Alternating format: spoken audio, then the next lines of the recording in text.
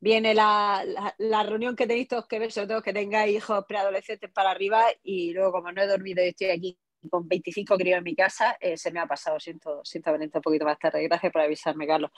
Pues os quiero presentar a todos a Mamen Baeza. Mamen Baeza es sexóloga, está muy unida a la discapacidad. De hecho, no sé si recordáis, para quien estuviese o la haya visto, la charla que dio Francisco Alberto García sobre el método central en familia y entornos naturales. Mamen fue una de las primeras, ¿no, Mamen? Junto con Sí, Victoria, que hicisteis esas prácticas. sí. Está muchísimo tiempo en la Asociación de Murcia, en Astrapace, haciendo prácticas centradas en la familia y entornos naturales.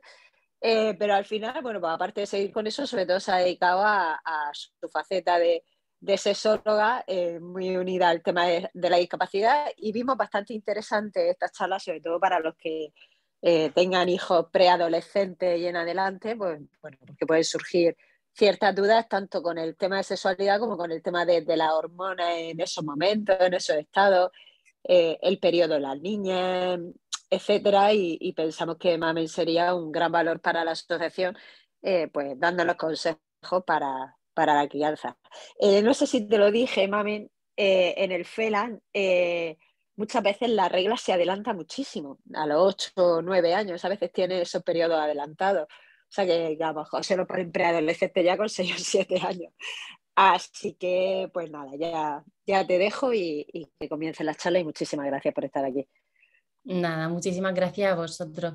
Gracias, Raquel, por la presentación que ha hecho. Efectivamente, yo empecé con la práctica centrada en la familia en 2014 y son ya unos añicos los que llevo a mi espalda. Llevo más de 10 años trabajando en el mundo de la discapacidad, acompañando a familias, tanto con peques como adolescentes como adultos.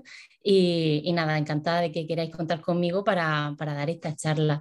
Yo quiero deciros que voy a intentar hacer la charla lo más dinámica posible. No quiero soltar un rollo muy grande porque lo que me interesa sobre todo es que vosotros me hagáis preguntas, ¿vale? Porque a veces yo hablo de cosas como muy generales y luego dices, vale, pero esto cómo lo aterrizo yo en mi caso personal concreto. Entonces vamos a intentar resolver la mayoría de preguntas que se pueda, y lo que no, yo a continuación, o sea, al final dejaré mi contacto para que de verdad podáis contar conmigo para lo que necesitéis, ¿vale? Entonces, si os parece, yo me preparo aquí un PowerPoint que no sé si compartirlo o no, no sé si preferís verme a mí o preferís ver... Yo lo comparto y si suena muy rollo lo quito, ¿vale? Sobre todo cuando empecemos a hablar a responder preguntas y todo eso. A ver si soy capaz de compartirlo.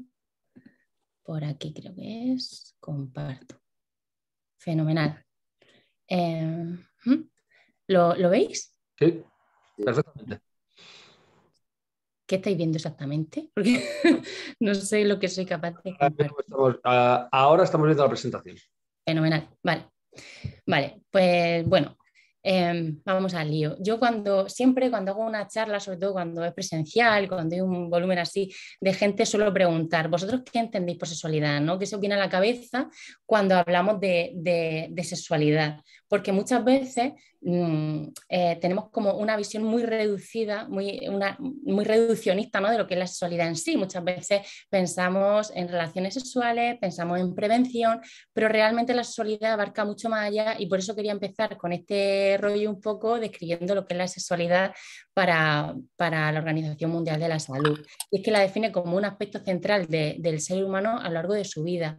A veces queremos hacer charlas de educación sexual y nos centramos muchísimo más en la preadolescencia y la adolescencia, pero realmente, queramos o no, estamos haciendo educación sexual desde que nuestros niños nacen y nuestras niñas nacen, ¿vale?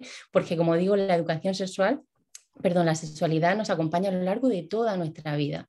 Abarca tanto el sexo como las identidades, los papeles de género, el erotismo, el placer, la intimidad, la reproducción, la orientación sexual, pensamientos, fantasías, deseos, creencias, actitudes, valores. O sea, va mucho más allá de lo que de primera pensamos cuando hablamos de sexualidad.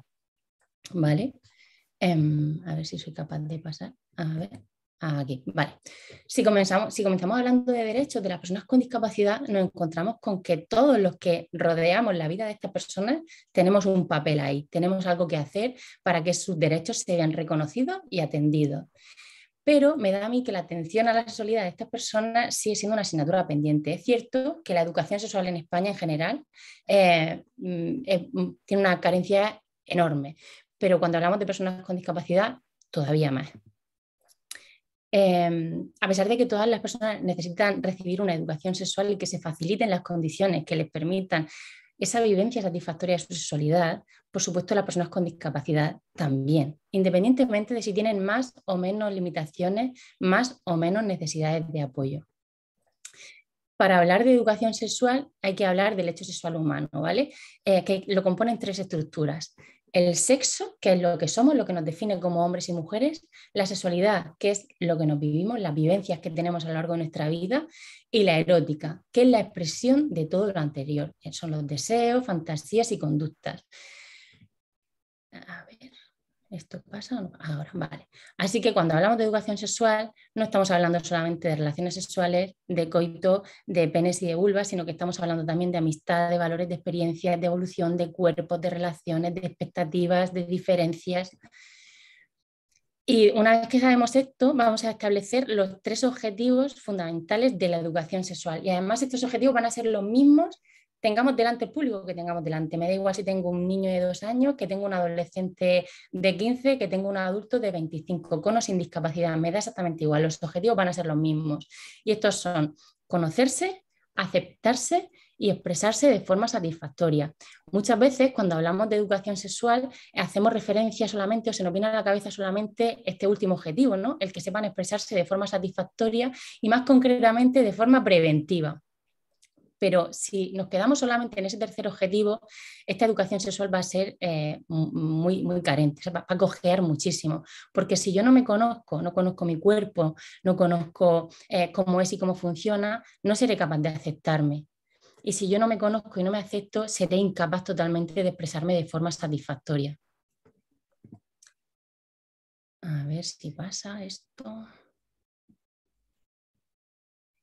A ver, ahora. Aquí he enumerado una retahíla muy grande de objetivos específicos que no me voy a parar a leer porque si no esto va a ser un poco rollero. Luego, si queréis, los comentamos. Quería comentar las dificultades que nos solemos encontrar y es que hay poco conocimiento sobre el tema, suele haber una sobreprotección por parte de los adultos, suele haber una ausencia de entornos normalizados, suele haber en la mayoría de los casos un déficit de habilidades sociales. Se da por hecho de que las personas con discapacidad no tienen sexualidad. Los vemos como niños toda la vida y esto no es así, porque además, como hemos dicho antes, la sexualidad nos acompaña desde que nacemos, por tanto todos tenemos sexualidad. Muchas veces existe una ausencia de intimidad y hay un grado de autonomía que en ocasiones es muy bajito. A ver. Quería comentar brevemente las peculiaridades del desarrollo de una persona sin discapacidad y una persona con discapacidad. Esto suele ser así, aunque no siempre es así, ¿vale? Cogerlo con pinzas un poco, pero para que veáis un poco la diferencia y las limitaciones que pueden tener en cuanto a desarrollar su sexualidad más concretamente. Y es que las personas de los niños de 0 a 6 años sin discapacidad pues ya establecen los vínculos afectivos, tienen claro cuáles son sus figuras de apego, tienen preferencias por determinados estímulos sociales, ya van adquiriendo su esquema corporal, exploran y descubren su propio cuerpo y empiezan a tomar conciencia de las diferencias entre hombres y mujeres. Cuando estos niños de esta misma edad tienen discapacidad, pues suele haber carencias en procesos de vinculación afectiva, limitaciones y dificultades para establecer relaciones, el esquema corporal suele estar mal estructurado, hay dificultades en la adquisición de seguridad emocional básica y puede que no se hayan iniciado aún las conductas exploratorias. De 6 a 12 años, en niños y adolescentes sin discapacidad, ya existe una interiorización de normas sociales, hay una conciencia de ser hombre o ser mujer y además aprenden a relacionarse con sus iguales y a diferenciar los distintos tipos de relación entre uno y otro. Cuando se tiene discapacidad, existe una dificultad en la adquisición de las normas sociales, dificultad para tomar conciencia de si son hombres o mujeres, dificultades en las relaciones con los demás y además existe una limitación en la autonomía personal. Y de 12 a 14 en adelante, sin discapacidad, pues suele haber ya un mayor repertorio de conductas y manifestaciones eróticas, aparece la atracción y se define la orientación del deseo, es decir, si me gustan los hombres o me gustan las mujeres. Cuando existe discapacidad, este paso de niño a adulto, de niña a adulta, no es tan evidente y la orientación del deseo puede que no esté tan definida. Tenemos que tener súper en cuenta que cada persona es única, diferente a todas las demás, por lo que tiene derecho a tener una biografía afectiva sexual única. No podemos dar aquí recetas que valgan para todos, porque cada uno va a tener unos deseos concretos, va a tener unos gustos concretos y va a tener unas necesidades concretas. Aquí el café para todos no existe. Y me gustaría dejar claro también una cosa, es que si una persona, y esto diréis, esto parece de perogrullo, ¿no? Pero me lo he encontrado en muchas ocasiones, muchas mamás y papás me han preguntado, pero es que mi hijo, mi hija tiene X años y todavía no se ha tocado, tengo que preocuparme. Y quiero dejar claro que si una persona no muestra interés o intentos de tener una conducta sexual o afectivo-sexual, la familia y los profesionales que estamos a su alrededor no debemos hacer una intervención activa, es decir, no pasa nada. Cada uno vive y expresa su sexualidad a su manera. Habría que hacer algo en caso de que esta persona tuviese cierta frustración y sintiera cierta incapacidad de acceder a su propio cuerpo, o si no accede a su propio cuerpo por represión, ¿vale? Por la cultura en la que se ha criado, pero si no, por esos motivos no pasa absolutamente nada. Soy consciente de que vuestros familiares no todos tienen lenguaje, de hecho de los que estáis aquí presentes no sé cuál de los vuestros tiene lenguaje o no, pero para aquellos que sí y aquellos que os puedan hacer preguntas un poco comprometidas, me apetecía dar unas pinceladas para que sepáis un poco pues, cómo actuar, ¿no? Cuando hagan preguntas relacionadas con la sexualidad, que a veces nos pilla así muy de sopetón, no sabemos muy bien qué hacer, qué decir ni cómo contestar, y bueno, quería dejar aquí unas claves, ¿vale? Siempre hay que contestar en el momento que te preguntan, intentar no postergar la respuesta. ¿Por qué? Porque de esta forma estamos dándole la importancia que tiene y estamos haciéndole entender de que para nosotros es importante contestarle y que pueden contar con nosotros, ¿vale? Tenemos que responder con naturalidad, pero responder con naturalidad no significa que no nos podamos poner rojos y rojas, es decir, todos y todas tenemos cierto pudor, unos más y otros menos, y que nos pongamos rojos no es nada malo. De hecho, si yo me pongo rojo y te estoy contestando, significa que le estoy dando importancia a aquello que me preguntas y a pesar de que me cueste, te hago el esfuerzo y te contesto. Podemos responder delante de otros, por supuesto, salvo que sea algo que pertenezca a su intimidad y que por preservar esa intimidad le digamos, mira, te contesto cuando lleguemos a casa o te contesto después cuando se vayan los invitados que tenemos delante, porque ahora mismo pues no es lo más apropiado porque forma parte de tu intimidad y ahí le estamos dando el peso que le corresponde a su intimidad. Por supuesto, necesitamos tener un vocabulario que nos entienda, ¿no? Utilizar un vocabulario popular, aunque esto no significa que al pene no le podamos llamar pene y a la vulva no le podamos llamar vulva, ¿vale? Pero utilizar un lenguaje accesible. No ocultar información en la respuesta, sino adaptarla a la capacidad de la persona que tengamos delante. Como hemos dicho antes, nuestros objetivos van a ser siempre lo mismo y la información que demos va a ser siempre la misma. La forma es lo que tenemos que adaptar y la cantidad de información es lo que tenemos que adaptar y la manera de darla. Habrá veces que tengamos que utilizar apoyos visuales, habrá veces que necesitemos utilizar signos que acompañen a esta respuesta para que nos aseguremos que la persona que tenemos delante nos está comprendiendo. Y si me pregunta algo que no sé qué es, ¿qué hago? Pues reconocerlo, oye, mira, no sé qué me vas a preguntar ahora mismo, pero vamos a buscar juntos qué significa o voy a buscar qué significa y luego te lo cuento. Y por supuesto intentar dar siempre una visión positiva de la sexualidad en todas las respuestas que demos. Uy, aquí. Vale. Y luego hay cosas que son más específicas de las que conviene hablar, que son, dependiendo por supuesto de la capacidad de la persona que tenemos delante, ¿no? Pero si vemos que tiene cierta capacidad y que nos puede entender, tenemos que hablar de los efectos de su discapacidad, los efectos de los medicamentos si toma, las ayudas para evitar los riesgos y las posibilidades reales para disponer de pareja, casarse, tener hijos, etcétera. Es decir, con las personas con discapacidad hay que hablar abiertamente de sus posibilidades y sus limitaciones. Hay que ajustar expectativas, porque si no la frustración viene. Al final viene cuando yo estoy haciendo bromas o dando por hecho que ¿cuándo voy a tener hijos, mamá? Pues en un futuro tendrá hijos. Y cuando sabemos que no van a tener hijos, ¿por qué le estamos dando unas expectativas que son falsas? Al final, ellos se van a dar cuenta, ellos y ellas se van a dar cuenta de que esto no es real y es muchísimo más difícil de tratar, ¿vale? Entonces intentemos ajustar expectativas siempre. siempre hay que partir de la realidad vivida, es decir, de la experiencia en el aquí y ahora. Esto es como en todo tratamiento. O sea, yo lo que quiero es que entiendas esto aquí para que luego tú lo puedas generalizar en otros contextos de tu día a día. Y conforme vaya aumentando su conocimiento, su nivel de abstracción, esto irá ocurriendo. Es decir, vamos a trabajar desde las sensaciones, desde los sentidos, hasta las habilidades sociales. No queramos empezar la casa por el tejado porque os aseguro que no va a funcionar. Entonces, le vamos a dar la importancia y la necesidad de trabajar todos los sentidos. Esto sobre todo cuando tenemos personas delante con muchas limitaciones y decimos, pero ¿cómo voy a trabajar yo en la sexualidad de este niño, esta niña, este adolescente que tiene una discapacidad importante? Si yo no me puedo comunicar con él, si yo no le puedo contar todo lo que tengo que contarle, si yo aparentemente no tiene preguntas que hacerme, no tiene curiosidades, ¿cómo trabajo esa sexualidad? Pues aquí podéis ver imágenes para trabajar a través de los sentidos.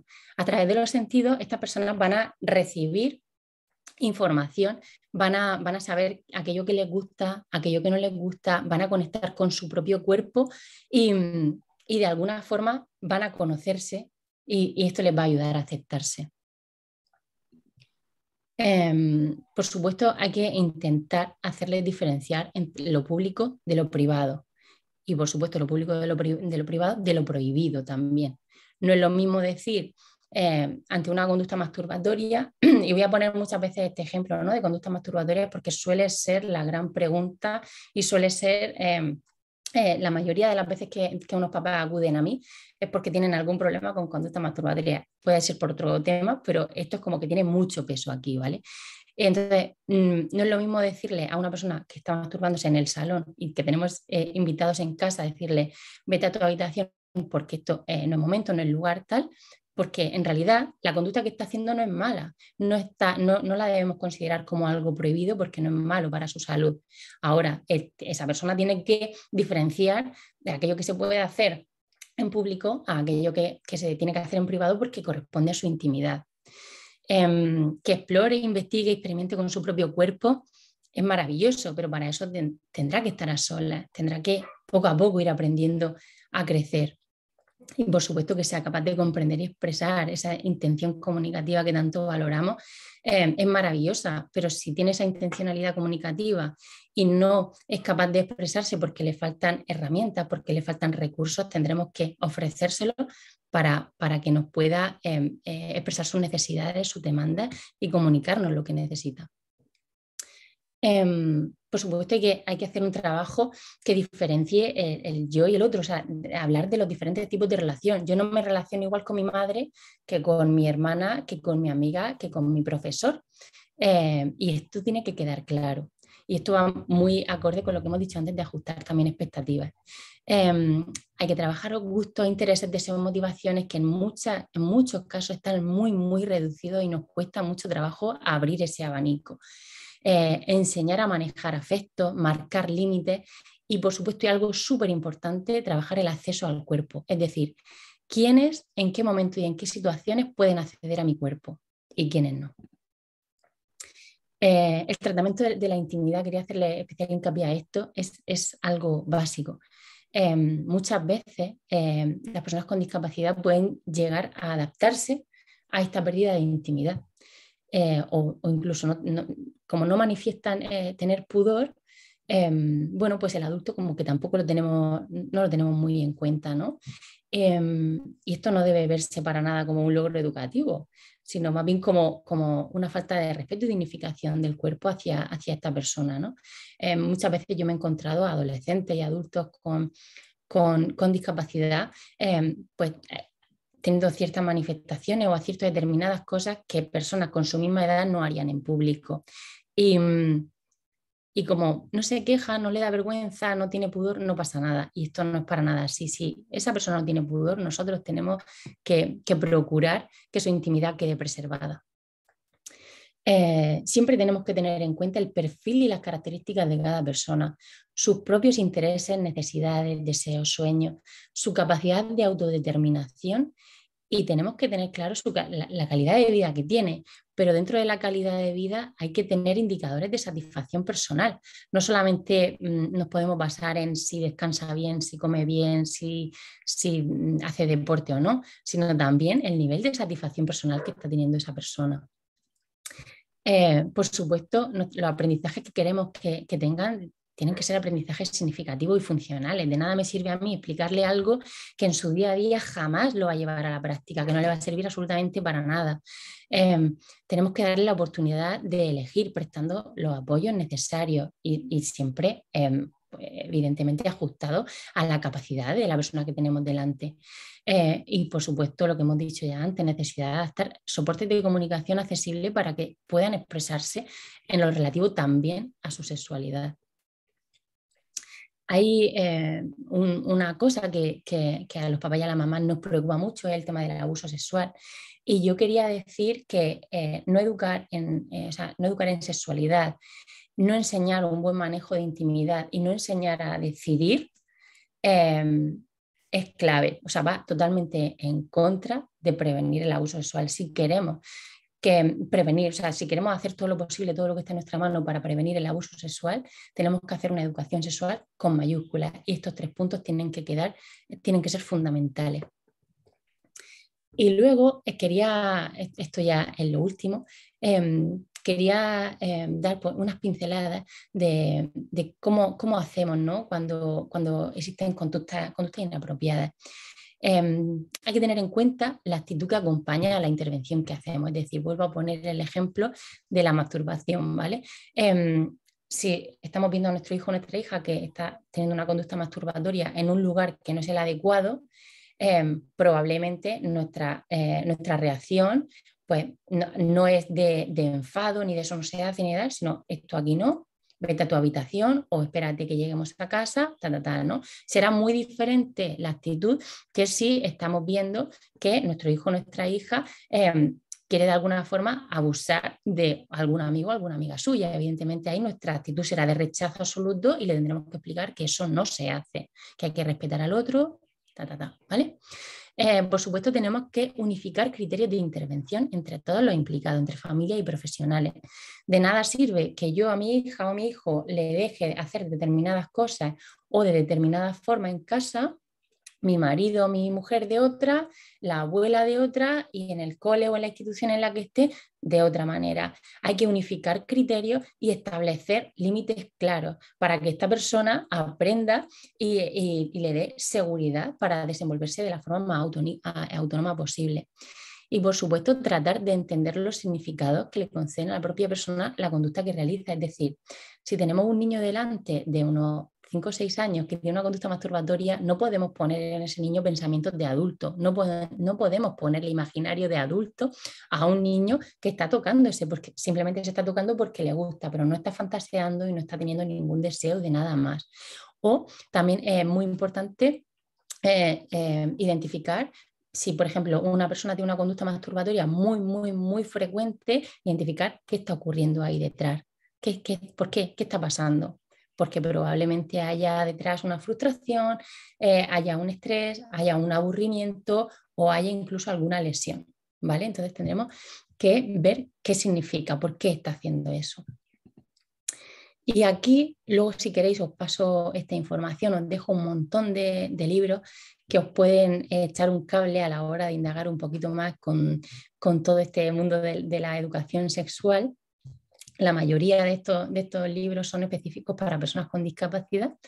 Y yo aquí ya he terminado de dar mi tostón. Y ahora lo que quiero es que me preguntéis, y una cosa que no he incluido, Raquel, que has dicho tú, lo relacionado a las personas con este síndrome, ¿no? que tienen la regla de una... Voy a dejar de compartir pantalla, fenomenal.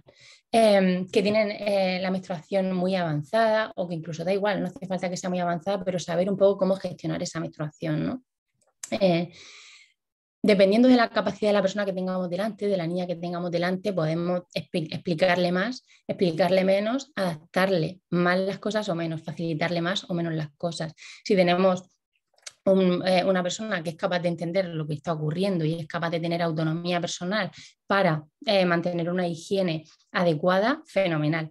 Si no lo tiene, hay formas de conseguir esta higiene, incluso hay formas de conseguir que sea lo más autónoma posible. Y a mí el inventazo del siglo para mí han sido las bragas menstruales, que no sé si las conocéis o no, son unas bragas que se utilizan exactamente igual que cualquier otra braga, que llevan como incorporado un tejido que absorbe la menstruación, ¿vale? Y son impermeables, de manera que la menstruación no baja, o sea, no sale de ahí, no se desborda. De esta forma, la niña probablemente pueda tener una autonomía bastante importante en lo relacionado con su higiene menstrual y las familias yo creo que también van a estar bastante tranquilas con esto. Pero ya te digo que todo va en función de la capacidad que tenga.